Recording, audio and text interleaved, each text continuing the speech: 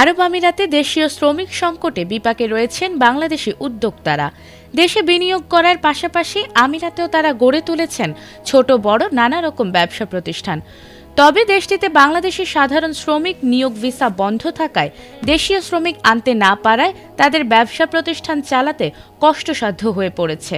কারণ কবে নাগাদ বাংলাদেশিদের সাধারণ শ্রমিক নিয়োগ ভিসা পুরোপুরিভাবে চালু হবে তাও অনিশ্চিত।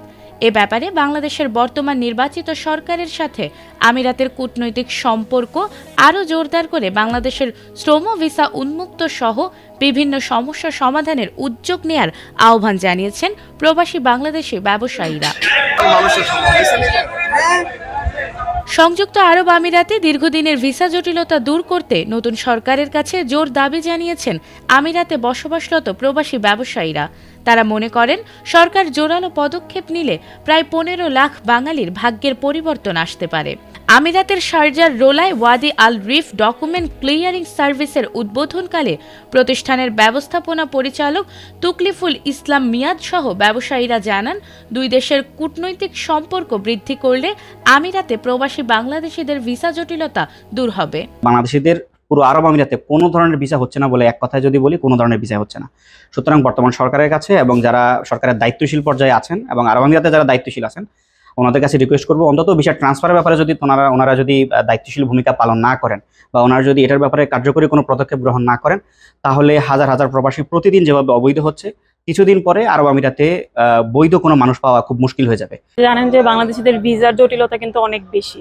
তো যারা আমরা তরুণ উদ্যোক্তারা আছি তারা কিন্তু নতুন নতুন করে প্রচেষ্টা করেই যাচ্ছি যাতে আমরা এই ভিসার জটিলতা যে ইস্যুগুলো আছে এগুলো সলভ আউট করতে পারি। এবং আপনারা জানেন এই ক্ষেত্রে কিন্তু প্রতারণার শিকারটা মানুষ বেশি হয়। তো আমরা তরুণ উদ্যোক্তারা কিন্তু এই জন্যই ব্রাঞ্চগুলো বারবার বাড়াচ্ছি যাতে আমাদের মাধ্যমে কাজ করে মানুষ অ্যাটলিস্ট প্রতারণার শিকার না হয়। এদিকে ভুক্তভোগী প্রবাসীরা নতুন ভিসা ইস্যু না হলেও অভ্যন্তরীণ ট্রান্সফার ভিসা চালু থাকলে মালিক পরিবর্তন করে নিজের অবস্থান নিশ্চিত করা যাবে বলে মনে করেন। তাই বাংলাদেশ মিশনের প্রতি প্রবাসীদের দাবি, অভ্যন্তরীণ ভিসা চালুর বিষয়ে আমিরাত সরকারের প্রতি আলোচনার জোর দাবি জানান।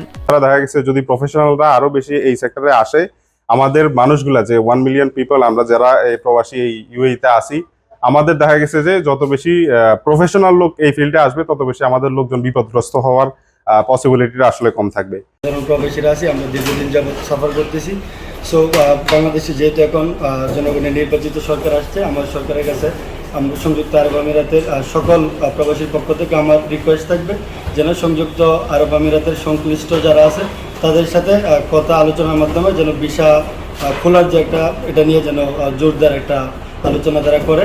বাংলাদেশের প্রধানমন্ত্রী তারেক রহমানের হস্তক্ষেপ কামনা করে ব্যবসায়ীরা মনে করেন দীর্ঘদিনের এই ভিসা সংকট দূর হলে আমিরাতে বাংলাদেশিদের ব্যাপক হারে কর্মসংস্থান বৃদ্ধির পাশাপাশি বিপুল পরিমাণ রেমিটেন্স প্রেরণ করা সম্ভব।